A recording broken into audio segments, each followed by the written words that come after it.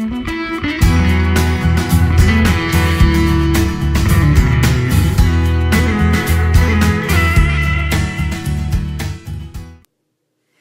students talk about standardized tests, words like calming and love and learning tool are not words you would think they would associate with those assessments, but those are exactly the phrases Perkiomen Valley High School students use to describe the Classroom Diagnostic Tool, or CDT. And I just love how calming it is, knowing that you have a whole year to improve, and it's measured that way, and it's finally an individual learning, and it's based for you. You won't spend time learning things that you already know and you've mastered, and I think that's so appropriate at any age. When younger people think about testing, even when I was in middle school, I always thought that these standardized tests were for now, and this is what the biggest test is going to be, and this is what it's all about. This is what I've been studying for, but it's not. It's so you can get to the next level and strive for the next level. And I think that if we can get that mindset into the kids, and if they think of the test as getting better for middle school, then get better for high school, then they would understand that it's not as scary as it might seem. It's just like a learning tool. Just what is this CDT that students speak so highly of? Teacher Kim Paulus explains. It's an online test that students take on the computer, and it'll ask them questions, and it'll gear up or gear down based off of how they're answering the question in terms of level of difficulty. Then it kind of spits out information per kid based off of what they're doing well and what they need to improve on, and it even gives you a grade distinction of where they are per skill. After her students take the CDT, Ms. Paulus reviews the data and fills out a sheet for each student, explaining how they scored in relation to various concepts being taught in her English class. Yellow areas indicate where a student needs to work on particular skills, such as analyzing how words and phrases shape meaning and tone in texts. Notes on the side tell students how they can practice those skills through classroom activities such as journal writing or vocab tic-tac-toe. She highlights the different things that you need to work on, so it's very visual, and I know I'm a visual learner, so it really helps with that. And then she also told me about the vocab tic-tac-toe, so it's different exercises that you do with the vocab that we're learning about that I could choose which ones will help benefit me personally versus just to get them done. So they are also helping me with also getting the grade. So you don't get a grade for this paper or for the CDT, but later on with your actual, how you use this, you'll get grades with it. From what I saw from my test, it showed me my strengths and weaknesses, and something that I love about this idea is that I didn't have to not waste my time, but work on other skills that I already did really well on that my classmates were struggling with. It was time management that really helped, and it was my individual needs, so it really helped me in that way. I was actually shocked at what I needed to work on because I thought I was decent with those, but it actually helped me have a better understanding of all the literary devices.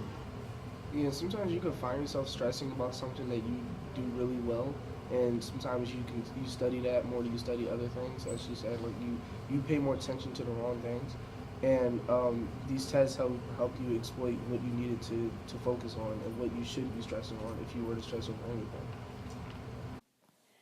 While it certainly helps individualize instruction and learning, the CDT, which is aligned to the PA core standards, can also be used to evaluate the class as a whole. Sometimes in the classroom, I'll read the data and determine what the group is struggling with. So last year's group needed work on drama, so I did Othello before I did To Kill a Mockingbird, so I made sure that I hit those skills prior to the test. And then I also use that information to determine what skills in that broad category that they need to work on.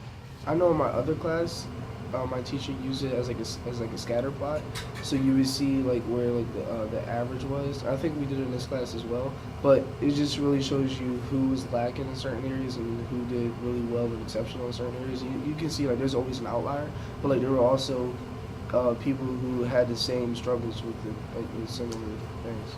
Yeah, so therefore the teacher could take that into factor and then use that to create their lesson plan and what they have to work on, rather than just moving forward and not paying attention to what kids are struggling with, and that's where kids fall behind. One of the biggest positive outcomes that Ms. Paulus has noticed from using CDTs is a noticeable change in student buy-in. Students understand that there's a real reason for why we're doing what we're doing in the classroom. So it's much easier to articulate purpose. I can say it till I'm blue in the face, but this gets them to believe it more than me just telling them that this is going to happen. I promise that you're gonna grow. This actually shows them that they're growing. I know I've always hated standardized tests. I still do, but I understand why they're taken, so you can see the data. But we never actually used it to help us. But now with these activities, it's finally being used to help us, which I think younger kids need to know that. Like a lot of kids I know, even me, like first time taking it, I was just clicking through answers so I can just get it over with. But throughout the year, I would actually pay more attention to it because I've noticed what the purpose was, and so that way I've learned how it was helping me. So I was more serious about it. Once they understand the purpose of the test and how the data can help them improve, students discover how to take ownership of their learning. I think I would become a better reader because sometimes I struggle with reading a lot, but this helps me just focus on the main points because I always stress over homework and stuff. So this is just a calming thing that I know that I can get done, and it'll help me along with English and future classes that I take. When students know that they have the keys to improving their own learning, academic growth is not far behind. With every year she has used the CDT, Ms. Paulus has been able to tell parents how valuable the data are in cultivating that growth. Well, I often do share it at Meet the Teacher, and I express my success. I can literally state the percentage of how many of my students I'm able to get them to grow in their lowest category. And I do say it's about trust and building that trust with my students, but if they can buy in, they will be able to see really what they need to work on and grow as a student, not only in this classroom, but for the future. And hopefully they can tie that into other classrooms as well.